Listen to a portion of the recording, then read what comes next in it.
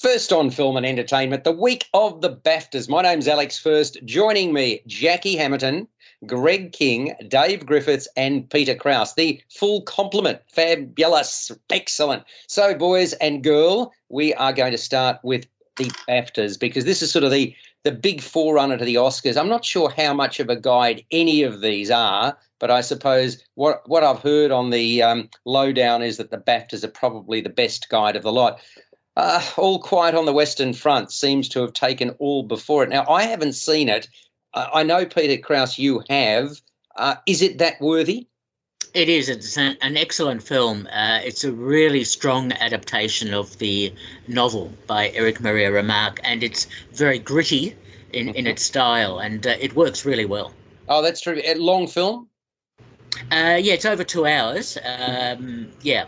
Okay. Now, the other thing, I mean, we've got to be very, very delighted. I've been angling for this for a long time. Cate Blanchett, fabulous. I'm just so delighted that she won Best Actress. And, of course, Catherine Martin in terms of Best Costuming. So congratulations to them and, of course, to all the other winners. Let's quickly go through it. Was anybody surprised that Austin Butler won Best Actor? It's sort of, I'm not saying it was a bad role, but, I just wondered who was the competition? Well, I thought Brendan Fraser or Colin Farrell would win. Yeah, which surprised. So I was very surprised. Yeah, I was too, and that was the reason I commented. What about you, Dave? When you sort of saw that, I thought that was. I'm not sure what the odds were beforehand, but it would have been. I would have not thought he was the favourite. No, well, he did pick up a Golden Globe as well, but I thought it would either be Brendan Fraser or Colin Farrell. All right. So with that, we've talked about Cate Blanchett. In terms, I'm not surprised in terms of Kerry Condon winning Best Supporting Actress. I think we all commented at the time, did we not? What a fabulous performance hers was. Greg, you also would support that decision in terms of Best Supporting Actress? Yeah. Although, as I said, I'd still like to see Jamie Lee Curtis win it. Yeah. What about you, Jackie? Banshees of Inisherin was quite some movie. It wasn't my favourite movie, though, which is why I'm quite happy for Austin Butler to have won Best Actor. And although I do agree Kerry Condon was very good in her role, she actually made the role into something. Very much so. Very much so. And, I mean, she was, she had some pretty good company, and it really stood out to me when I watched her there. Okay, talk to me, Peter, Best Supporting Actor.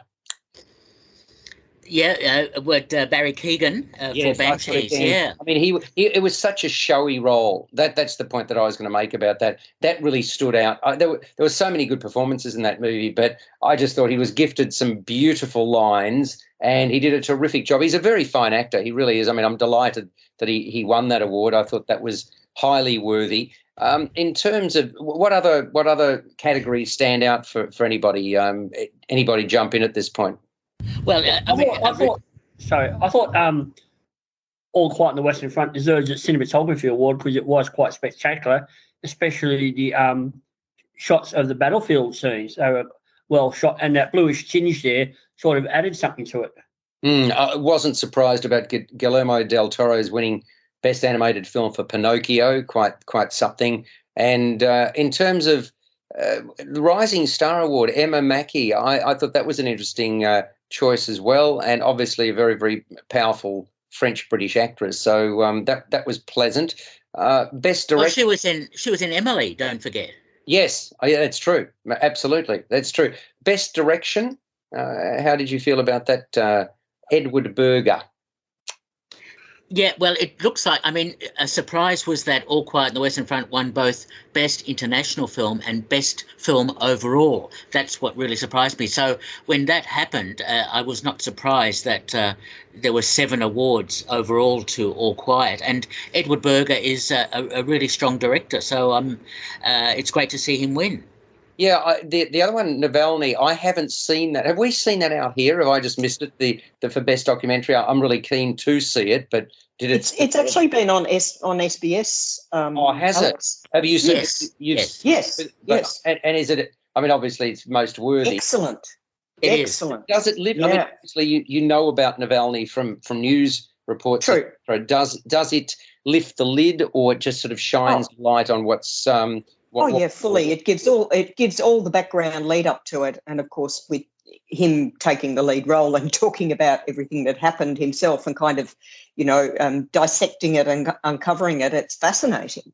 It is, especially the revelation halfway through. But anyway, you've got to see it. Okay, I know it's good. So with something, I know this sounds a bit ignorant, but you've said it's been on SBS. Can you watch it on SBS On Demand, or you don't know where? Possibly. I mean, it was months ago, last year, that I saw it. Okay. Yes. It should still be on there, but it should be available somewhere.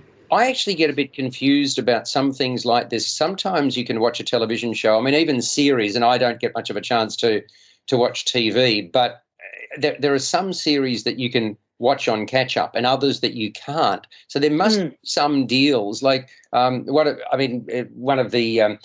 wife watches The Good Doctor, and I sometimes watch it, and she sort of said, "Oh, well, have you seen that episode?" And I went to try and find it, and no, they don't go backwards. I don't kind of understand that. There must be deals done or something with so especially as an American program, there must be deals done with certain programs that you can watch and others that you can't. I mean, these days, most things you can stream somewhere. The Good Doctor well, is on if about... you've got... Here Sorry, Dave. I was going to say, if you've got the right services that you pay for, you can see anything, quite possibly. But if you happen to restrict yourself to one or two services, you're likely to miss out on things that are on another. Yeah. Dave, sorry, what were you going to say about The Good Doctor? It's on 2 streaming platforms in Australia, but I was going to say, can I recommend something to the listeners out there that any film lover or television lover should have on their phone? Yeah, please. That's sensational. Namely? There's an app called Just Watch. It's a free app. You can download it, and you can search for any television show or movie that you want to watch, and it'll tell you what streaming platform it's on in Australia. Wow. Thanks, Dave. Just Watch. Terrific. Yep. Excellent. That's awesome. Hey, listen, that's a beautiful reference to Just Watch the Essendon Football Club in 2023, Dave, isn't it? Perfect, eh? You can watch any Essendon match somewhere, correct? I just typed it into Just Watch and it said not found. So, yeah, no. Very good. All right, folks, you are on J-Air. We've been talking about the BAFTAs, but let's get on to some of the movies for this particular week. And one that, there's been movies around IT and subterfuge and so forth, but this is a pretty good psychological thriller. I'm talking about Missing. It's rated M. It runs for 111 minutes, and the internet, of course, is front and centre. And let me start by saying that appearances can be deceptive. And the starting point for this movie really is San Antonio in 2008, April the 13th to be precise. As caught on video camera, a father called James, played by Tim Griffin, is playing with his young daughter June, Ava Lee. And then there's a trickle of blood seen coming from Father James's nose. Next thing you know, we're looking at James's medical history. Mother Grace, played by Nia Long, has dismantled James's accounts, and she and June, her daughter, have moved to Los Angeles. So James is no longer with us. And June, played by Storm Reed, now 18 years of age, is living alone and studying. So in other words, we saw her many, many years earlier, and now we're seeing her as a young adult. Mum, Grace, who's forged a promising new relationship with a new bloke, a Colombian called Kevin, played by Kenny Leong, is constantly checking in on her daughter. June, being 18, I suppose, is dismissive. In short, she finds that her mum's protective nature is more than a little overbearing. And now, Mum and Kevin are travelling to Colombia for a few days. Grace, deposit some money in case of an emergency into the account, right? So, that's fair enough. Basically what happens is that all she as a daughter is interested in doing is partying with her best friend, whose name is Vina, played by Megan Suri. Well, basically what happens is that June promises to pick up Grace and Kevin at the airport when they return, but neither of them shows up. And you've got June trying to track down her mother. She doesn't answer her phone or respond to text messages. It's then that she turns to the internet to try to find her, and before long the FBI gets involved. the plot thickens as June looks for her mum's digital footprint. So this showcases Missing the remarkable power of technology and the internet. June's particularly adept at using it. She opens many, many doors, which leads down a dark and twisted path. Much of what we see is relayed to us via vision off a computer screen, and many windows open on that computer concurrently. So I reckon it works a treat in terms of the nature of this picture because it's so IT based. And, Reed really impressed me. I thought she was really strong in the lead. She does a lot of the heavy lifting, becomes a super sleuth, although what she finds is far from pretty. What did you think of it, Jackie? Missing? Yeah, I really enjoyed Missing. I'll say first off, it actually reminded me because of the way it's presented, in the digital fashion, the online, and we've got everything from it's all about what's on the screen. It's all about Google, Facebook, WhatsApp, Siri, live streaming and TaskRabbit and, cameras and GPS and everything like that. But it's got the human element, of course, because there's the family situation and then it becomes a thriller mystery.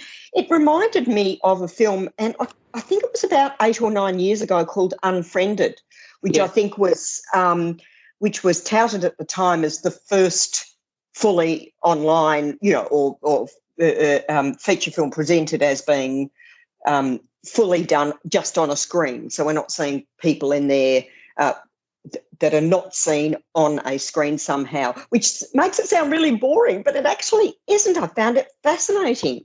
And the film Missing, as it delves into this mystery thriller scenario, which actually gets a little bit too complicated for me at the end, but anyway, that's fine. I really enjoyed the pace of it because I actually think it's quite a young film, and it's got this fabulous, fast, furious online film. The pace, the way they operate, and the way it reveals nothing is secret. It delves right through. I really enjoyed that fast pace, and therefore I enjoyed the film. Never bored in it. No, well, I would totally agree with that. I think also the interesting aspect of all of this is that a movie which you've said, appeals to young people has got broader appeal than that because it's quite fascinating for us slightly oldies, shall we say, to appreciate how dexterous somebody can be on a keyboard and, 1, 2, 3, bang, you're into something that you shouldn't be. And unfortunately, that's got the nefarious side to it, which is obviously what this movie is all about. Greg, what did you think of it, Missing?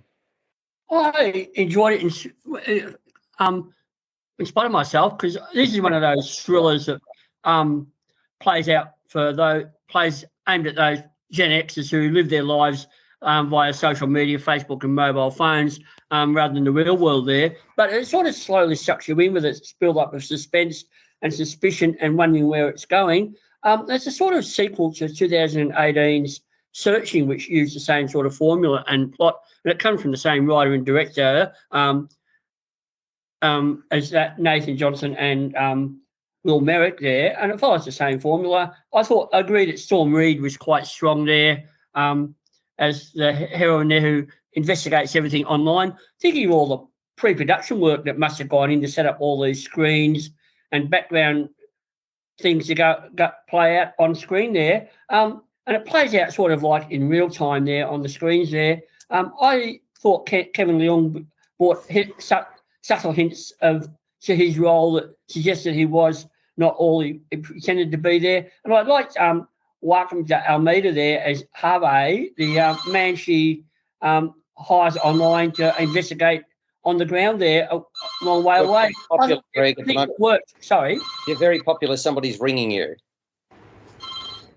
Ring, ring, ring, ring. That's all right.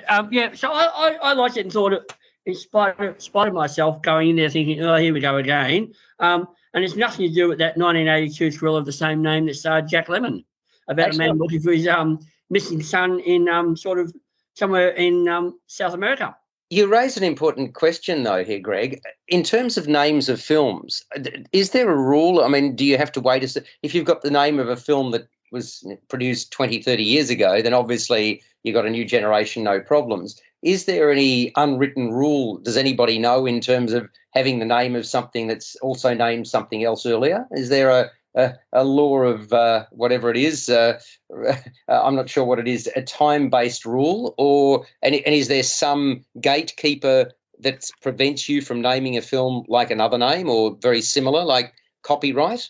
Anybody know? No, because on IMDb quite often you will see it'll say something like missing 2023 and then in brackets number 3. That means that there's 3 films that year that has the name missing. Okay, fair enough. No, I presumed as much because obviously there's not normally necessarily 20 or 30 years between them. So Pete, did Missing do it for you? Reasonably well. Just by the way, with titles for international releases for some films, they might change the title if there's another title, if the same title has been used. But no, there's no restriction or copyright, and we have many examples of films that have similar titles, and you have to differentiate between them. It's not always easy. Now, Missing, yes, quite right. It's a follow-up to the film Searching, using computer screens, using social media to tell a story.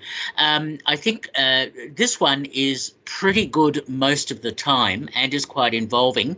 I think there is it slightly goes overboard and has a few too many twists in the story in the last third of the film. So when it started off believably, it became somewhat unbelievable to me by the time we got to the resolution, which was to some extent fairly standard, but was very much derivative of throwing as much at the audience as possible. But nevertheless, yeah, Missing was quite well done. It's certainly watchable, and as a narrative, I hope we don't see too many more films like this, because I think it starts to wear out its welcome very quickly. But I quite like Missing. I mean, it's sort of hitting it over the head a little bit with a wet lettuce leaf, though, Pete. You weren't overwhelmed. I think that stories regarding the internet, I mean, they'll only continue to proliferate, though, won't they? I mean, we're talking AI and all sorts of other things that come off the back of this. So I don't know whether you're going to get your wish in terms of not too many more. What about you, Dave? Did you pick it? Did you in any way think this was what's going down? No, definitely not. I think these kinds of films are very interesting because they're practically Murder, She Wrote or Agatha Christie using a computer. I think this film actually did it a lot better than films such as Dashcam, that were good films but didn't quite reach the levels that this one did. I do think, though, that Missing tripped itself up at the end. I thought it became just a little bit too unbelievable with the way that they kept the format going once June left her apartment. So I think that kind of tripped it up towards the end. I wish they had found a way where they could have found a resolve without that, because I think it really, really stretched the format towards the end. But look, the rest of the film was really good. I like the twists and turns, but yeah, I just felt it tripped itself up at the end.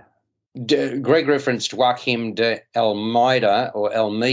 I thought, he was quite reasonable as this middle-aged father in Colombia that Grace chances upon on the sort of equivalent of Airtasker, sort of quite a cheap resource and ally. And these days, you can get most things on sites like Fiverr or whatever. And this is a guy who becomes a bit of a sleuth. I quite liked his role. And I thought Nia Long was reasonably credible as Grace, another key character in this particular movie.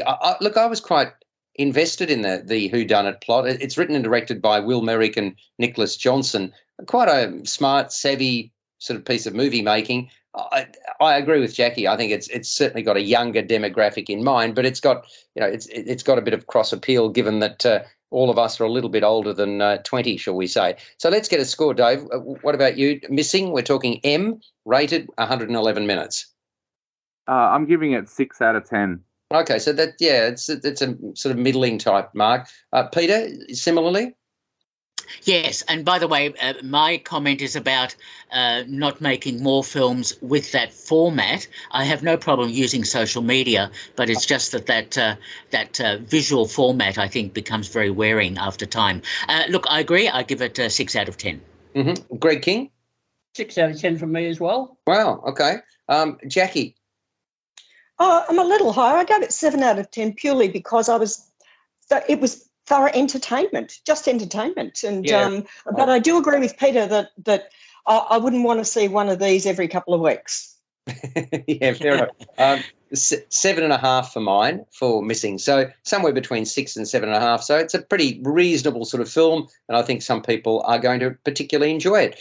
Let's go from there on JAir 88 FM to a movie which, well, the first one was really a crowd pleaser in Fisherman's Friends, and now I think that was 2019, if I'm not mistaken. So here we are, 4 years down the track, and we've got Fisherman's Friends 1 and All, which is, alternate title Fisherman's Friends 2, PG rated, 112 minutes, and back to appreciate sea shanties and you were the Cornish contingent from the original movie. And look, that was all about many local mates who were unexpectedly signed up to an international record label, recorded a top 10 hit with their debut album, and now leading the group again is Jim, played by James Purefoy.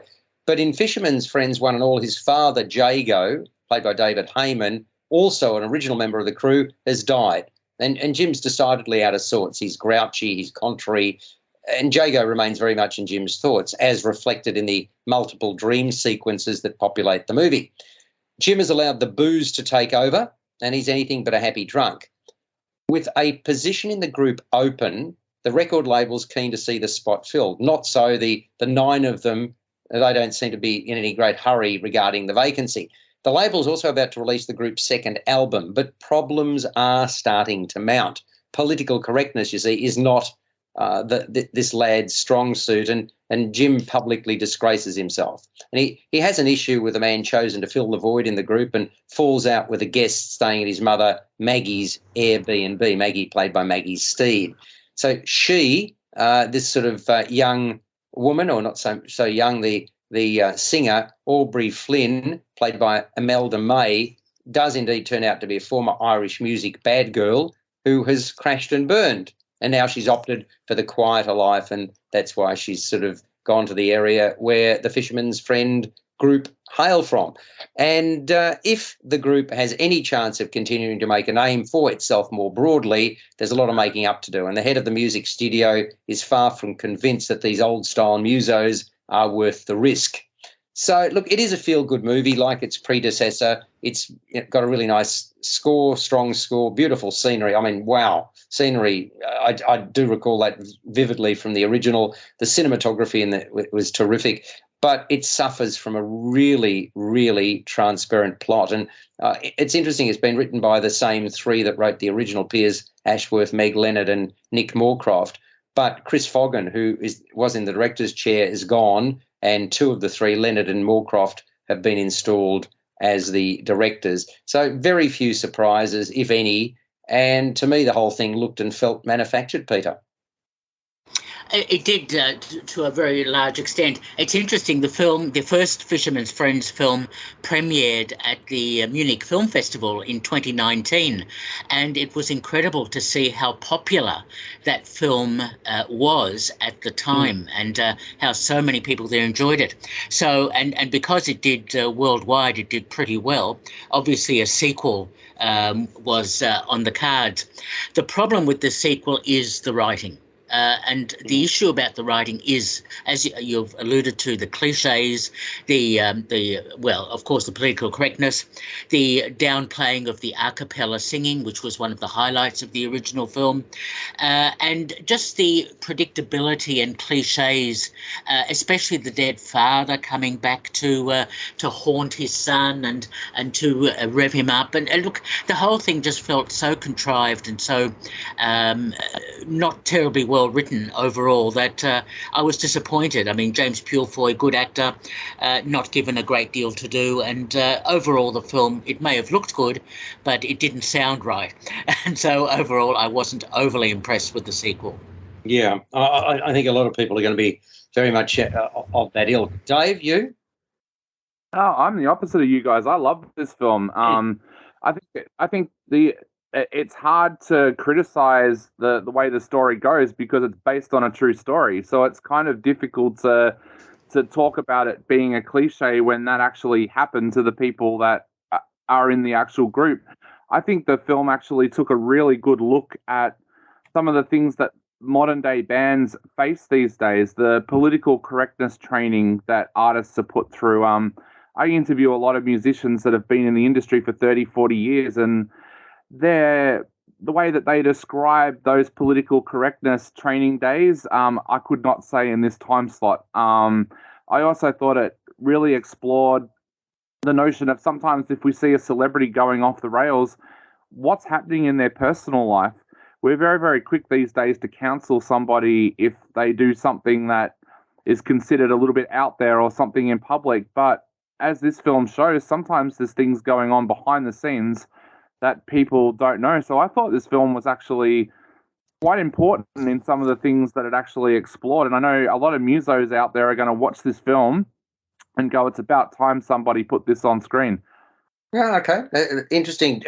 Jackie, are you enamoured or not?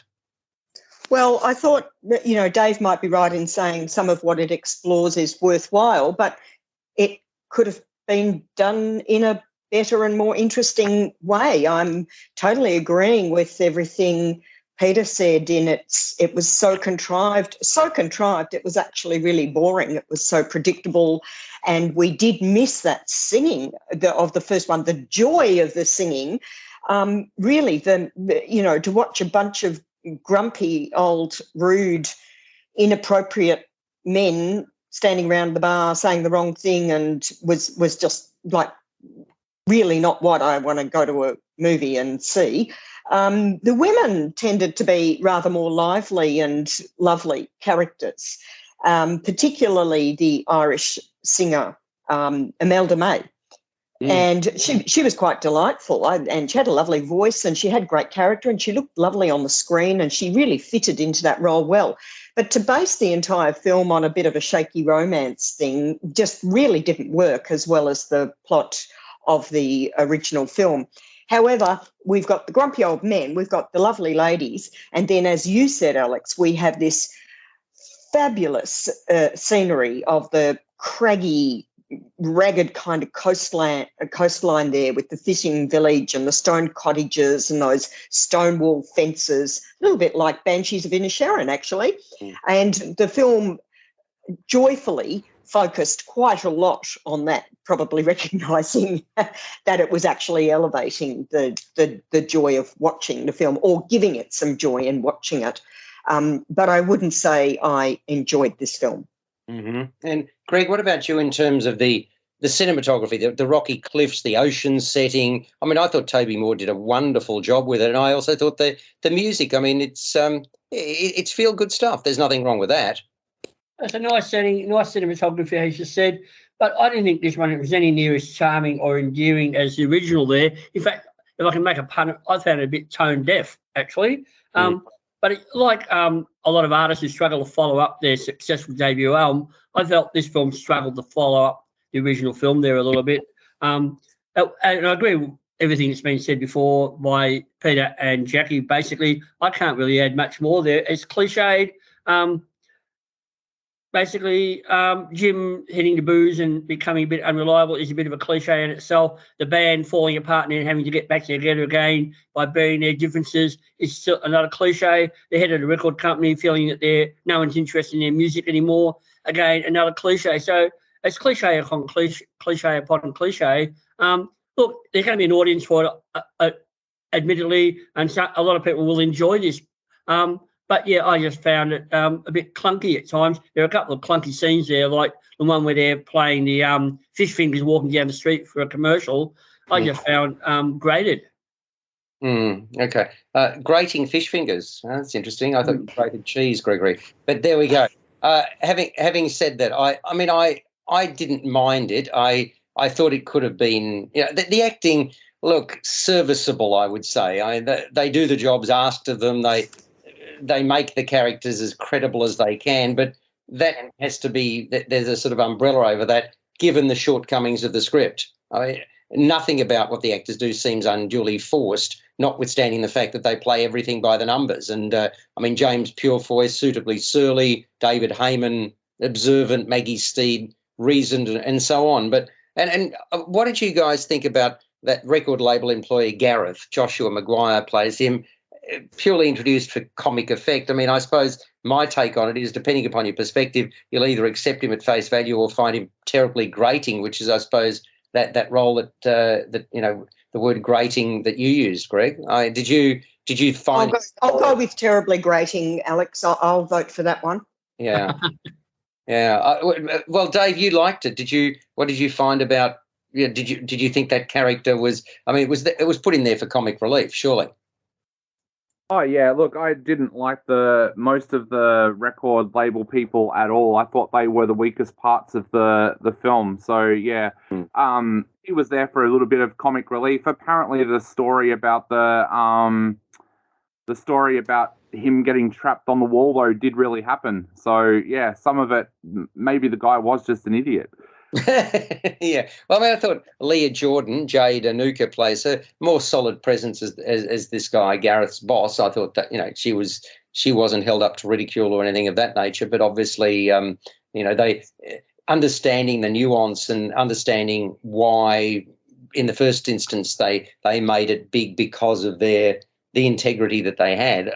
Clearly that's an important issue that resonates right throughout Fisherman's Friends 1 and all. But look, it's pleasant enough, but oh so predictable. So look, let's get the high mark, Dave. You go for it first. Yeah, I'm going to give it a 7. And one thing I'm kind of disappointed in, though, is that Imelda May features on the soundtrack singing with the guys, but we don't really get to see that in the film. Oh, okay. Yes. Okay. I would agree with that. All right. So I'm just wondering who's going to go the really low mark on this one. Jackie and Peter probably. Okay, Jackie, you go for it. Yes, I think you've picked it correctly, as I'll be the low mark here. I gave it a 4 out of 10, Fisherman's Friend 1 and all, that's called. Okay. And Peter? I give it a bare pass, a 5 out of 10. And Greg, yes or no, pass or thumbs down? 5 out of 10 as well. And people comment that this is based on a true story, but then so is Cocaine Bear. Yes, we're about to tee off on that one. Well, hang on. Isn't it common knowledge that bears like cocaine? Anyway, we'll get back there in a moment. Having said that, I'll give it a 6. So yeah, there we are. We're all in sort of similar territory. That's Fisherman's. No, we're not, Alex. Well, it's between 4 and 7. I gave it a 4, which is a fail, and I don't often fail films. And Dave loved it and gave it a 7. Yeah, that's nothing at all similar. Well, hang on, but what's the midpoint between 4 and 7, Jackie? Yeah, everything's got a midpoint, Alex. But there is no comparison between the score. Look, let's have a real fisticuffs over this. No. Four of us think it's pretty ordinary. One thinks it's pretty reasonable. And that's sort of, isn't that a summary of where we're at? So we're you would like to fail it, the rest are almost failing it, but it passed 4 out of 5. So 80% give it a pass mark, Jacqueline. Is that but you can't judge it like that. You have to say there's a wide range of opinion on this, because it's gone from a fail by one of the 5 of us to a very good mark from 1. So that's a wide range. Okay, that's a wide range. Good. All right. Dave, this is not going to make... Do you agree with me now? No, but does this mean it's going to be... it's not going to be in your top 100 movies of the year, Dave, for 2023, or will it just sneak in, you reckon, at 7 out of 10, given what Jackie's asked? No, it won't with a 7. There you go, Jackie. So it won't even make the top third of Dave's films for the year. So what does that say about his 7? Is his 7 less worthy than your 7?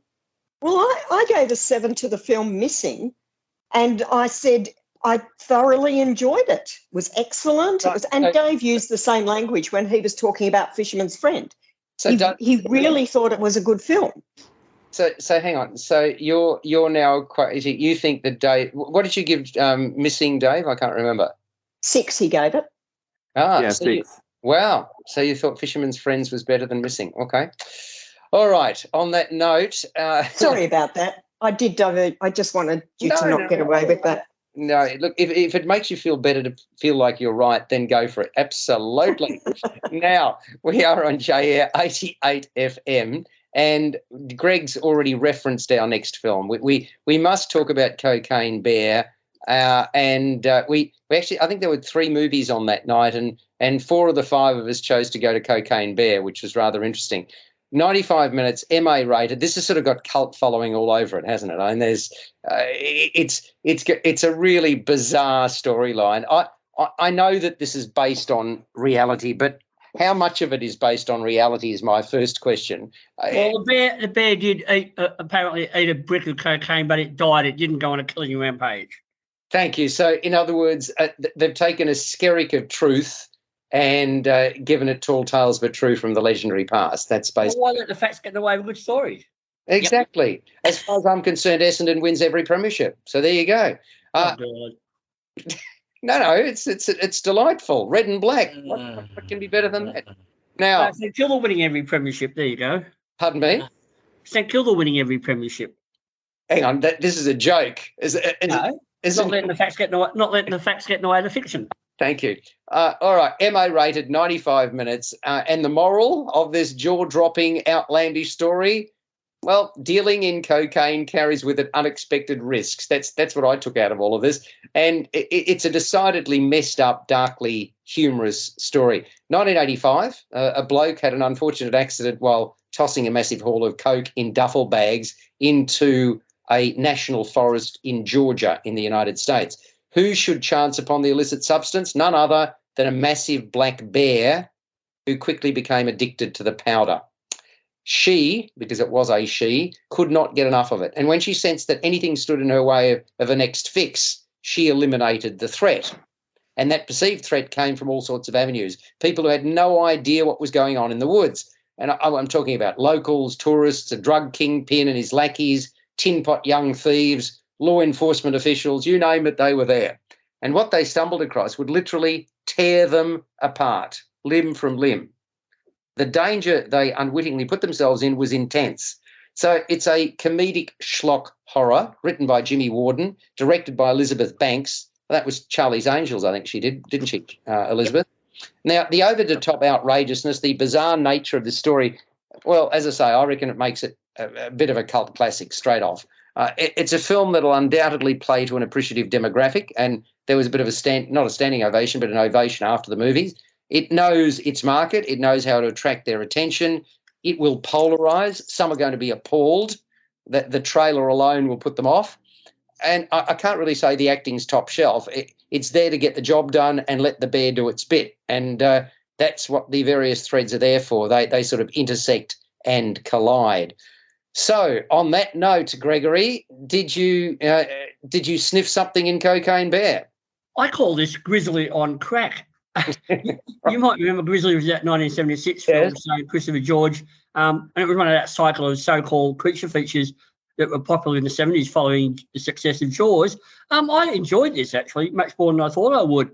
Many of the characters are interesting, especially I like Kerry Russell as the concerned mother going into the woods to try and track down her daughter who's left school with a friend. Her character is a bit like the female bear who will do anything to protect her young cubs there.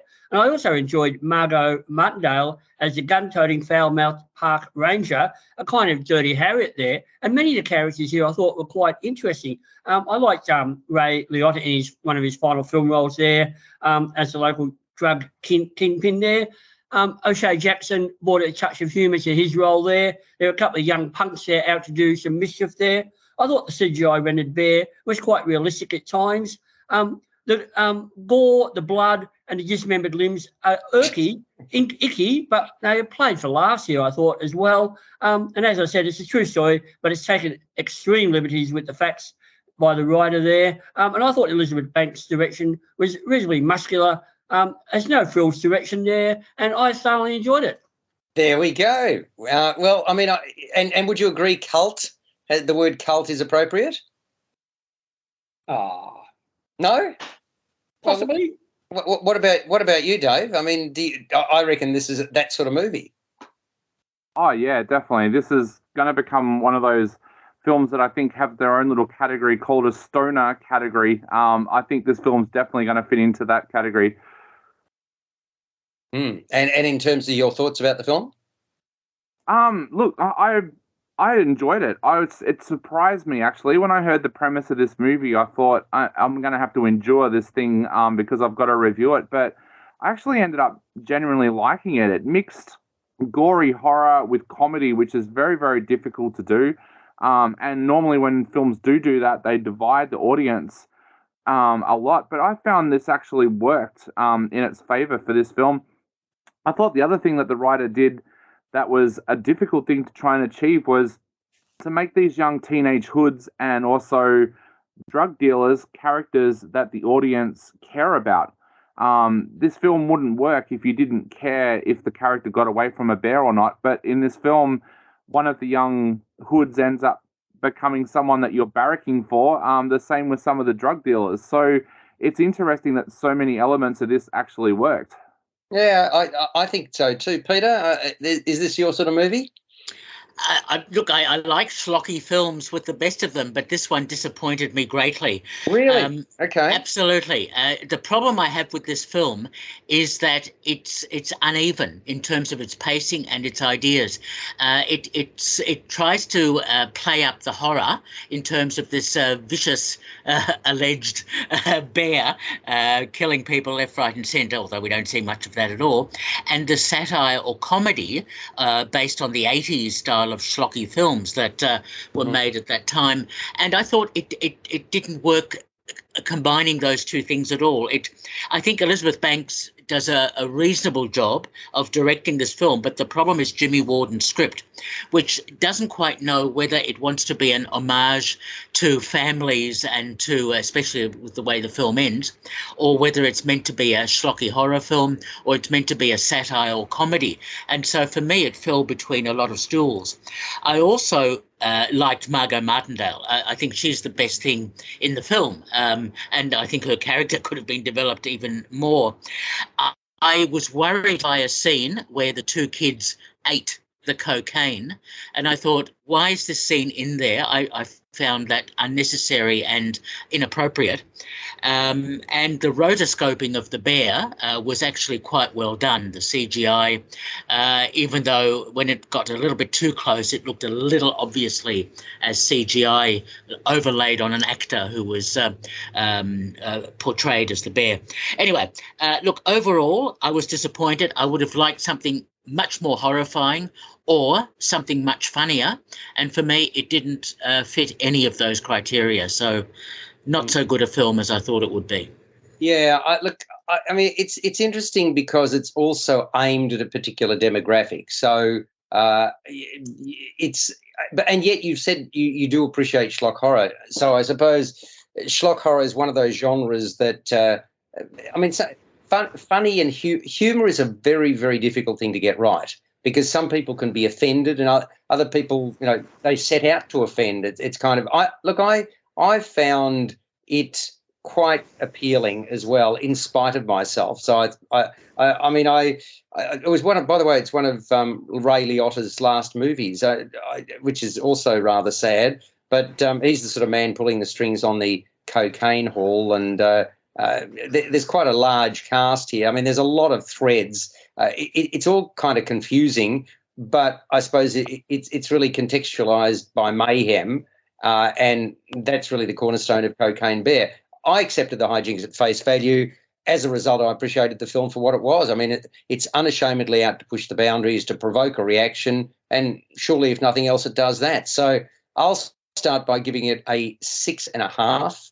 This is MA-rated Cocaine Bear at 95 minutes. Peter. Yeah, by the way, Ray Liotta looks quite unwell in the film, I have to say, so which was very sad to see. Look, I give the film just a bare pass, 5 out of 10. I'm growling, Peter. Right, here you go. What about you, Dave? I'm giving it a 6 out of 10. Okay, and Greg? 6.5 to 7 for me. I enjoyed it. Okay, well, now, Jackie, having heard the scores are between 5 and 6.5 to 7, so would you agree the average there is about 6? Well, that sounds fair enough, except that I saw enough of this film to know that I didn't want to see it. And if I score it a 1 out of 10, that kind of changes the face of the scoring. But I mean, I won't even hesitate. No, I won't dare ask you how much of the movie you saw, because if you didn't see a great deal of the movie, I saw enough, and we'll leave it at that, Alex. Okay. I'm just being the voice of reason here for our listeners who. Okay. So in other words, if we add the 1 to everything else, we're going to get a bare pass. That's what you're saying. Yeah. If that. Jackie found it unbearable. Exactly. Thank you very much. I did. Thank you for that, Greg. That's all right. You had a grisly opinion on it. Okay. Oh. No. I just. Greg, maybe you should have been the next meal ticket for this bear. Not literally. Okay. Now, what a ripper. Thanks. Okay. Dave, us being older citizens, you can see all these dad jokes just come, and I think you're doing very well not to participate. Now, let's go to Close, which is a movie that is a very fine picture and is well worth looking at. You've got an M-rated film, 104 minutes. You're on J-Air, by the way, 88 FM. Leo, played by Eden Dambreen, and Remy, Gustave de Waal, are inseparable best friends. They're 13-year-olds. They play together. They race one another in the fields. They ride their bikes in tandem with reckless abandon. Leo, whose family runs a flower farm, regularly stays over at Remy's place, and they even share a bed. So for all intents and purposes, they're like brothers. Ones that get along famously, not ones that fight all the time. Before you know it, though, the holidays are over. They start their first day of high school, where others quickly notice their close bond. Questions are posed, and although Leo pushes back at the inquisitors, clearly he's affected by those questions. That manifests itself in his interactions with Remy. So the dynamic between them changes. But far worse is to follow. This is Belgium's nomination for Best International Feature at the Oscars. It won the Grand Jury Prize at Cannes last year. Quite a sensitive, distressing coming-of-age drama characterised by beauty and darkness, written by Lucas Dont, who also directs, and Angelo Tessens. The film, allows us to interpret events as we will rather than prescribing an interpretation. And performances, by the way, led by Dan Breen, I thought were really, really strong, outstanding, actually. His eyes speak volumes, and there's a depth in his and de Waal's characterisations that belie their tender years. I'm very careful about what I'm saying about this picture. I don't want to spoil it for people in terms of plot development. But by the way, I should mention that Dont cast Dan Breen after inviting him to audition after he observed him talking to his mates on a train, having noticed an acutely expressive quality about him. So purely by accident, met on a train, and the rest is history. And among the other standouts, Remy's mother, Sophie, played by Emily Dequen, who is protective, respectful, and authentic. And so too Leah Drucker as Leo's supportive mum, Natalie. So, and there's a bit of an empathetic quality to the Leo's older brother, played by Igor Van Dessel. So, by the way, I thought the cinematography by Frank Vanden Eden really captured character nuances, and the texture of the film is greatly enhanced by those sort of sun-kissed and close-up photographs that he took, moving pictures being what they are. Jackie, did you appreciate Close as much as I did? Very much so, Alex. It's a beautiful film to watch. It's a big ask. This film's a big ask of those two boys, and they just stepped up with these magnificently natural performances.